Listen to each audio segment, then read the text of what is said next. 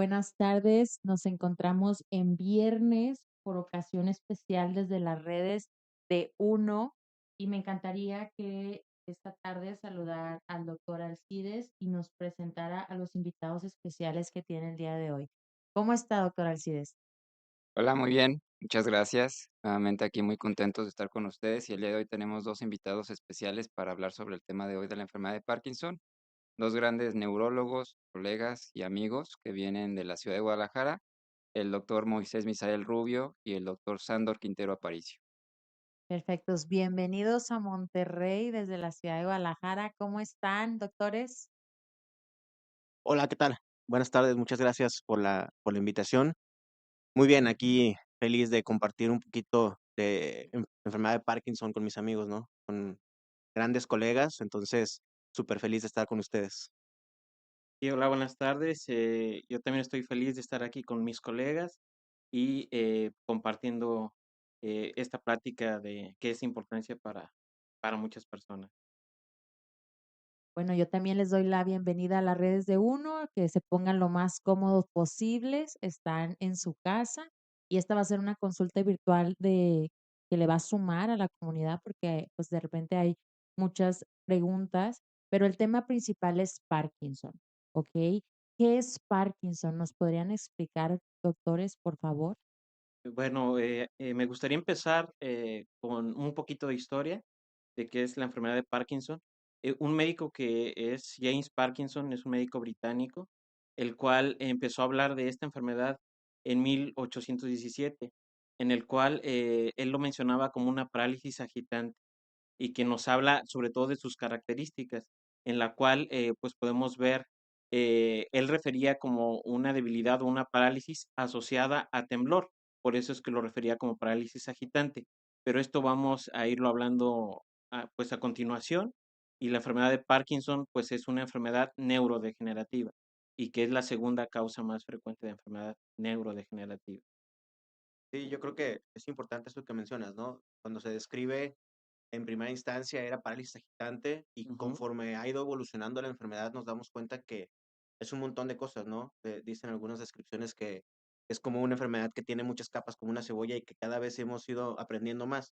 Uno piensa que enfermedad de Parkinson es temblor, sabemos que son Exactamente. muchas cosas más, entonces coincido, ¿no? Es una enfermedad neurodegenerativa súper frecuente, más de lo que creemos, eh, que implica sobre todo cuestiones de movilidad, pero vamos a platicar que tiene otras situaciones, ¿no?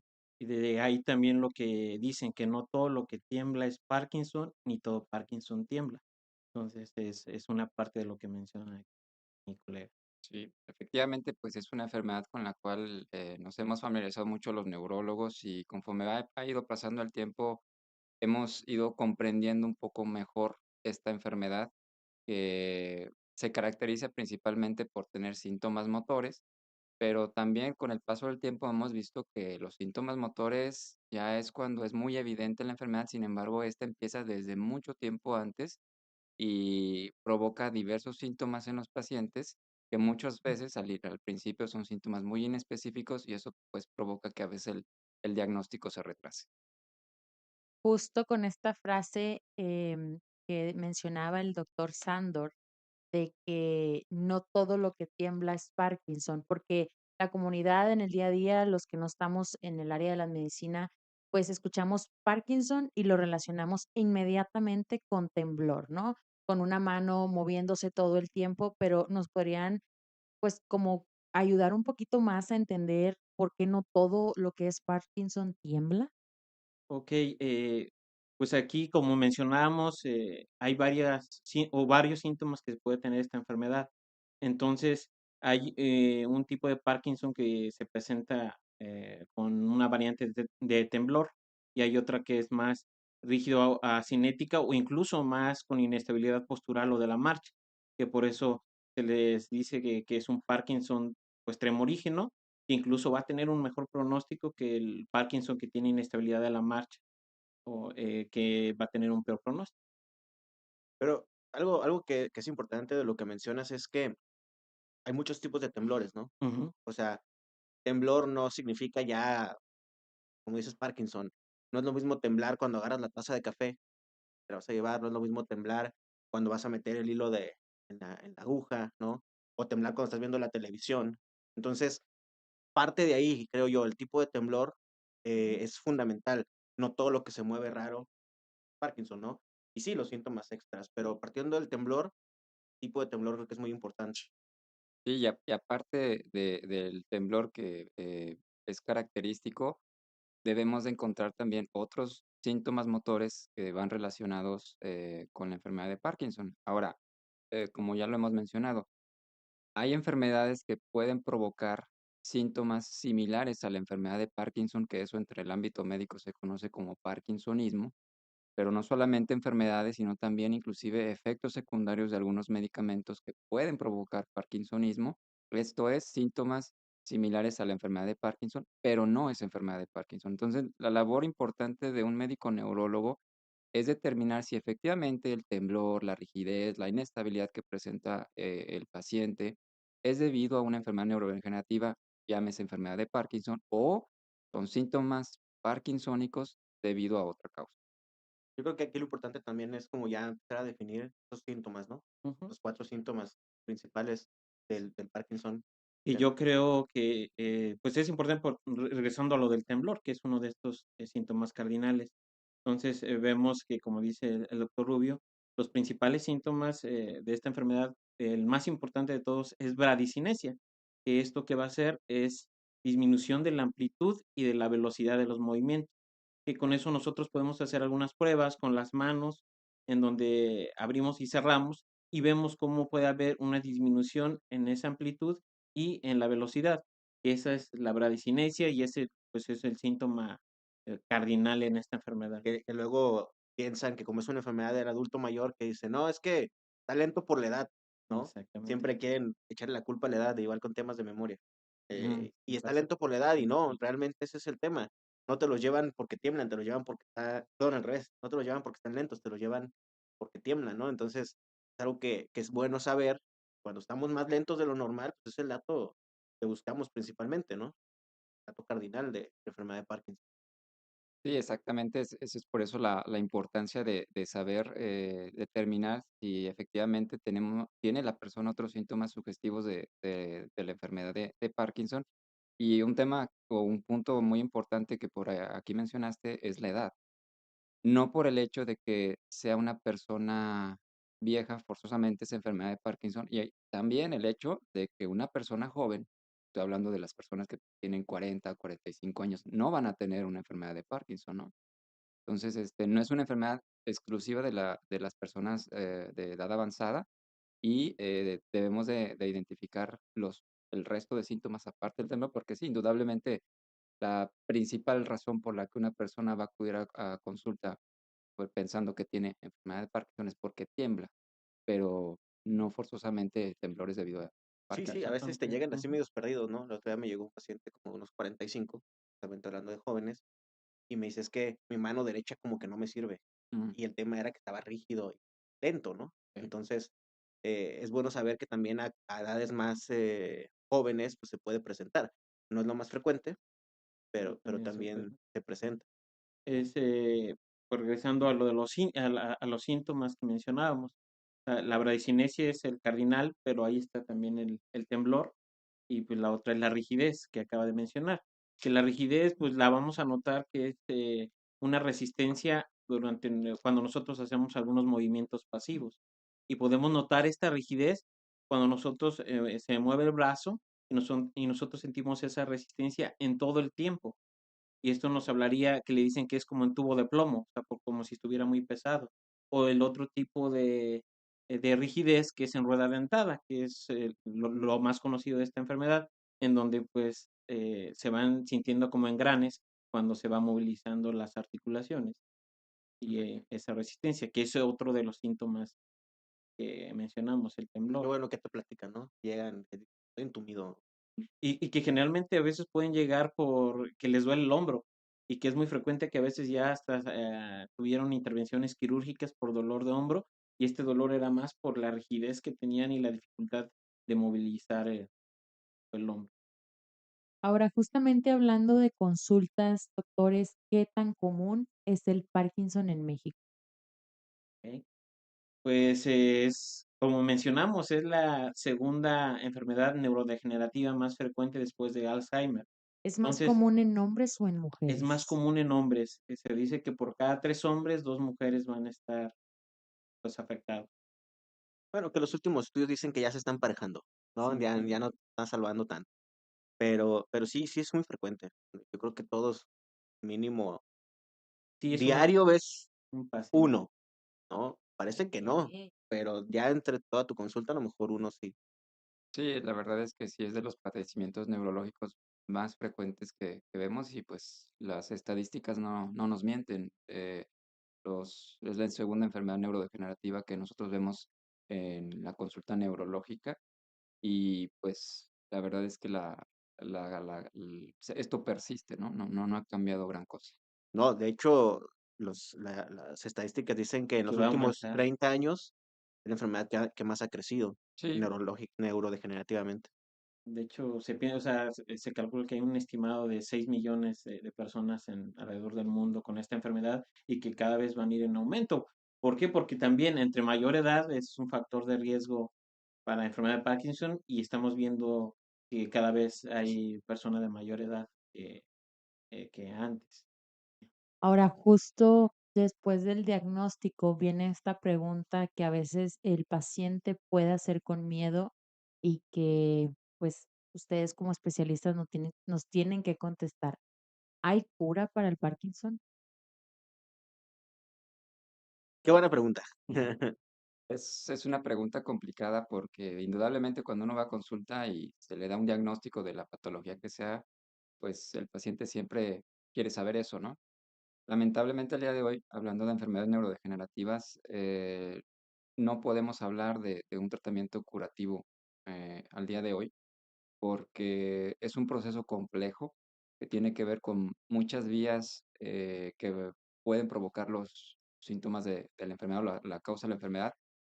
En este caso, estamos hablando de una enfermedad en la cual hay una destrucción de neuronas, de pérdida de neuronas que producen principalmente una sustancia que se llama dopamina.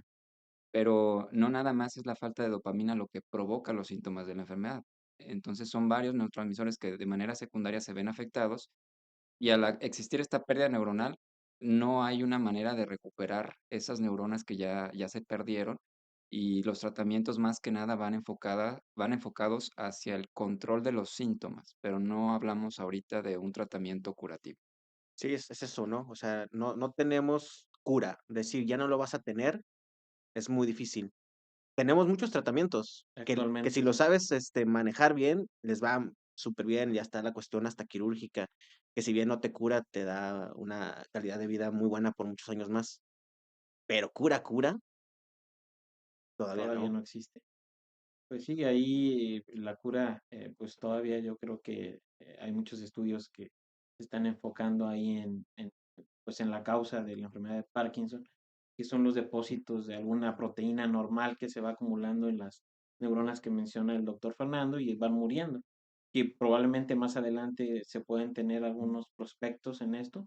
Y sobre todo más ahorita porque ya se le está dando más importancia no tanto a los síntomas motores como antes, sino ahora ya a los síntomas no motores, como lo Sí. mencionábamos, y que eso pues nos ayuda a detectar antes la enfermedad y que con esto posiblemente más adelante en futuras investigaciones se pueda encontrar algo, un tratamiento modificador de la enfermedad, pero actualmente pues no lo tenemos. Porque incluso se hizo una vacuna, ¿no? Sí, hay una Pero vacuna, no resultó. O sea, Exacto. el tema es que sí, ahí está, se ahí está está, investigando, pero todavía nos falta. Y ojalá que con los síntomas no motores que no hemos platicado, pero todavía ojalá eso. ahorita, Ojalá. este, Ojalá y ustedes 3 se reunieran, hicieran investigación y nos ayudaran con esto, pero ahora no hay cura, pero ¿qué tal tratamiento? ¿Sí hay o no hay, como a lo mejor el Alzheimer o la demencia Y que no hay para nada? si hay tratamiento, incluso como mencionaba el doctor Rubio, para mejorar la calidad de vida del paciente. O sea, si tiene rigidez, los medicamentos como levodopa nos van a mejorar esta rigidez. Si hay alteraciones de la marcha, temblor, pues hay tratamientos específicos para estos síntomas que nos pueden ayudar a mejorarlos y que entonces el paciente pues tiene una mejor calidad de vida. Sí, y otro aspecto también importante a mencionar es que, bueno, no todos pacientes que padecen enfermedad de Parkinson se deben de tratar de la misma manera. El tratamiento debe ser adaptado a cada paciente. Hay pacientes que pueden tener principalmente el síntoma de la rigidez y eso también hay que enfocarnos. Y también un dato muy importante es saber cuál es el síntoma que al paciente le está afectando más en su día a Sí. día. Entonces, por eso el tratamiento debe de ser bien individualizado para cada paciente. Eso es muy importante y no nada más enfocado en los síntomas motores, porque si bien posiblemente fue el motivo por el cual acuden a consulta, nosotros como neurólogos podemos identificar que puede tener otros síntomas que a lo mejor el paciente o no se había dado cuenta o no le había tomado la importancia apropiada y a lo mejor lo consideraba como algo aparte y que termina siendo O que incluso se desconoce, ¿no? De que son parte de la enfermedad exacto. y que pues al informarse estos síntomas, puede ser que ellos ya detecten Ay, que están teniendo algún problema y que puede ser un factor de riesgo para tener la enfermedad. no, ahí sí aplicamos la de, ¿y esto por qué me pasa? Por lo mismo, ¿no? O sea, si juntamos son 35 síntomas los que están descritos, ¿no? Entonces, Muchísimos. son muchos, ¿y esto por qué me pasa? Lo del hombro, por lo mismo. ¿Por qué no huelo? Por lo mismo. ¿Por qué cuando se duerme, grita, patalea? Por lo mismo, ¿no? Y creo que lo que mencionan es fundamental. No hay un tratamiento así de, tómate esto cada 12 horas y ya vas a estar bien. Eso es algo como muy retador, ¿no? Siempre tienes que estarle buscando qué dosis, a qué hora, con qué espaciado, y eso permite que el paciente esté bien, y no es tan sencillo como en otro tipo de enfermedades que en la mañana tu pastillita y listo. Acá tienes que estarle moviendo, incluso haciendo combinaciones de los diferentes fármacos que tenemos. Y obviamente otros factores que son ya inherentes de cada persona. Hay gente que puede responder a una dosis de levodopa al principio y otro paciente que también tiene enfermedad de Parkinson no la tolera. Entonces, es ahí la parte de saber individualizar el tratamiento en cada caso. O también que empieza a tolerarlo muy bien, que se llama fase de luna de miel, y después empiezan a no tolerar el Exacto. tratamiento. O sea, por eso es que cada tratamiento se debe de ir individualizando, pues. Perfecto. Bueno, quiero hacer una pausa para saludar a las gentes que los están sintonizando por redes sociales y les han dejado algunas preguntas en el live, entonces nos gustaría que nos ayudaran respondiendo. Bueno, hay mucha gente conectada, tienen buenos fans. Hay mucha gente conectada, hay algunas preguntas y algunos saludos. Dice, gracias por su información, doctores. Saludos, gracias por la información. Hay otra pregunta que si el Parkinson, perdón, es hereditario. Ok, hay un tipo de Parkinson que sí es hereditario. Entonces aquí es donde podemos clasificarlo nosotros, cuando es de inicio en el paciente joven, cuando es de inicio temprano o cuando es de inicio tardío. Cuando es de pacientes jóvenes que son menos de 21 años, la posibilidad de ser genético es mucho mayor, más del 40% puede ser que sea genético. Y así conforme va avanzando la edad, si es más de 65 años, es menos probable que sea genético. Entonces, entre menor edad, mayor probabilidad de que sea Aunque, genético. aunque Aunque hay sus excepciones. hay matices, porque sí, obviamente, joven dices genético, sí. Y esa es la pregunta de siempre, ¿no? Si mi Ujú. mamá tiene, voy a tener yo. Sabemos que si tienes un familiar en primer grado, sí tienes más riesgo, pero no significa riesgo herencia.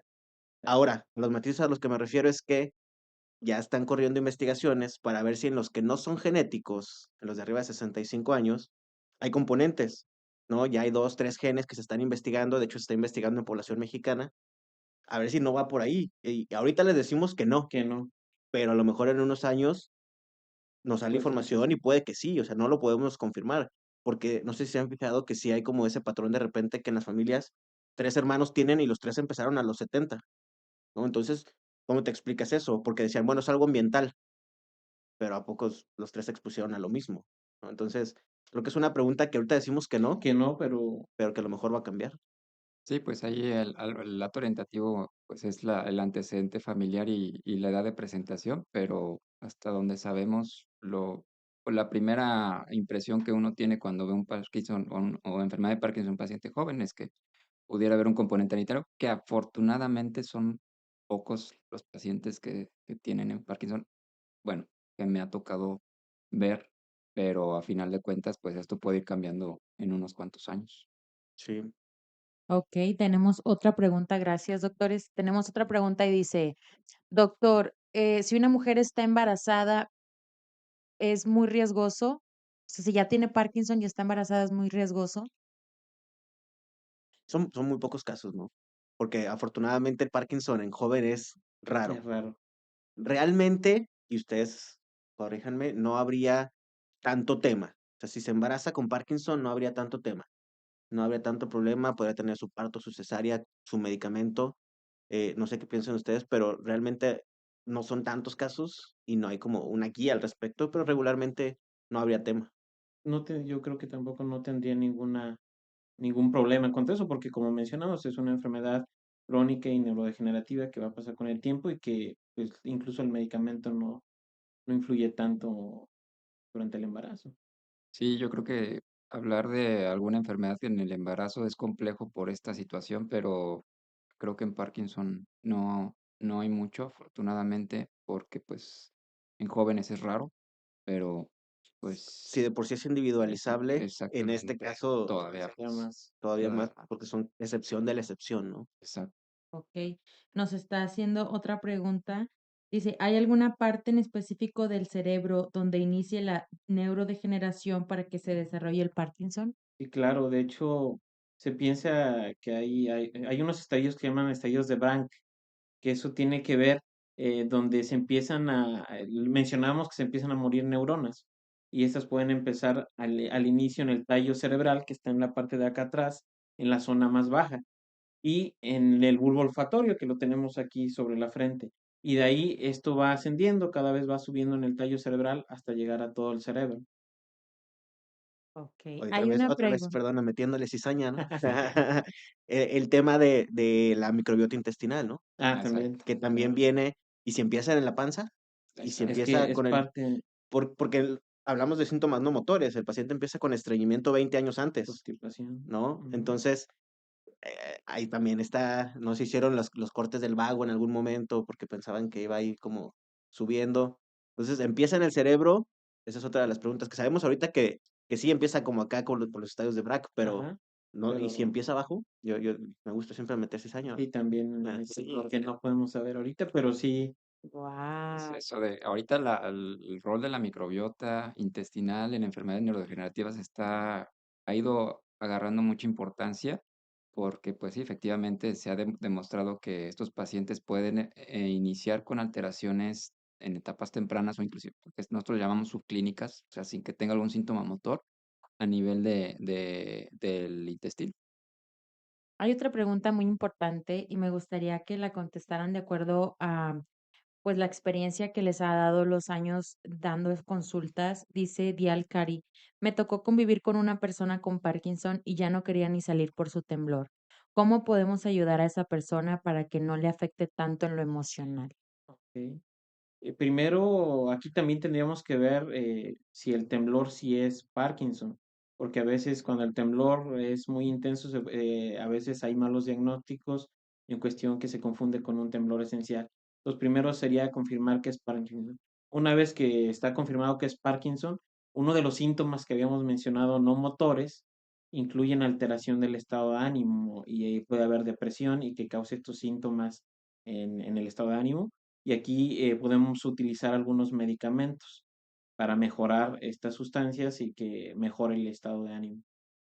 además de que es una cuestión siempre multifactorial, Ujú. ¿no? O sea, multidisciplinaria, podría decirlo. Ambiente Te familiar. metes, educas a la familia, educas al paciente, si se puede, lo metes a rehabilitación, lo metes a terapia ocupacional, que haga yoga, o sea, creo que un tema que dejamos de lado de repente es tómate la pastilla y ya. Y no, el paciente es un todo. Entonces hay que meterlo a hacer ejercicio, hay que meterlo a que siga conviviendo, hay que enseñarle que acepte la enfermedad, ¿no? Que abrace la enfermedad y que, pues bueno, siga la vida. Creo que eso también es fundamental. Porque si ya trae apatía, si ya trae depresión como su síntoma, pues al menos ayúdale también con otros aspectos. De su vida. Sí, claro. Sí, el factor familiar, el tener un adecuado ambiente familiar de apoyo, una red de apoyo apropiada, es fundamental en estos pacientes, sobre todo al recién es diagnosticado, Y yo creo que al día de hoy los grupos de ayuda, inclusive, las redes de apoyo que existen, junto con las medidas farmacológicas y no farmacológicas, pues, ayudan al paciente. No es sencillo, pero yo creo que aquí lo importante es saber que, bueno, una parte es el tratamiento farmacológico, pero el tratamiento no farmacológico también ayuda mucho a los pacientes. Ok, una pregunta más. Dice Angie Páez, buenas tardes, doctores, saludos desde Ecuador. ¿Habrá tal vez algún tipo de cirugía para controlar los temblores y la rigidez? Claro, sí hay alguna cirugía que se le llama estimulación cerebral profunda o DBS, en el cual se colocan como un estimulador en ciertos núcleos que tienen que ver con el temblor o con la rigidez, y que esto nos puede ayudar a mejorar sus síntomas Sí. Sí, o también la parte de la cuestión de, las ablaciones, ¿no? también. O sea, sí, el DBS, este chipcito que les ponen, o si no hay ese dispositivo, pues se puede hacer una pequeña como quemadura en la parte del cerebro, que a veces eso pasa, ¿no? Cuando tiemblan mucho, el tema es el temblor, pues vamos, quemamos esa partecita para que ya no tiemble tanto. Entonces también es otra de las alternativas. De hecho, o sea, hay algo que todavía nos ocupa mucho aquí en México, que es el ultrasonido de alta frecuencia, y que ya sin cirugía pues pueden hacer esas lesiones, que se quema esa zona para disminuir estos síntomas como el temblor o la rigidez. Sí, pues, y obviamente enviar a este tipo de tratamientos al paciente indicado, ¿no? Porque mucha Ujú. gente también puede pensar que, bueno, si ya existe esta cirugía, yo tengo Parkinson, opérenme, ¿no? Entonces, saber que la cirugía sí está indicada en casos específicos que realmente los dejamos en pacientes que son ya difíciles de responder, que responden muy, muy mal al tratamiento farmacológico de primera intención o ya pacientes que son, que se encuentran en una etapa muy avanzada de la enfermedad. Sí, existe, pero tiene que ser, como tú dices, como el paciente preciso, ¿no? Porque si no Exacto. vamos a tener fila ahí de opérenme y la verdad Sí, es que no todos son candidatos. exactamente. Ok, y ya casi para finalizar el live, para cerrar con la pregunta de Bárbara, dice, ¿cuánto tiempo puede gozar una persona con buena calidad de vida mientras padezca esta enfermedad? Pues esto es muy variable, es como habíamos mencionado anteriormente, o sea, depende de la variedad de Parkinson que tengamos. Si tenemos la variedad tremorígena, pues la calidad de vida va a ser mejor por muchos años, unos 10 años o más. Pero si es una variante de inestabilidad o problemas de la marcha, pues ahí incluso sí a lo mejor 5 años o es muy variable, o sea, aquí depende mucho de cada paciente y de los síntomas. Por decir también, si tiene síntomas no motores, como deterioro cognitivo, como problemas en la orina, disfunción, etcétera, ellos también se ha visto que tienen peor pronóstico. Entonces, todo depende de cada paciente.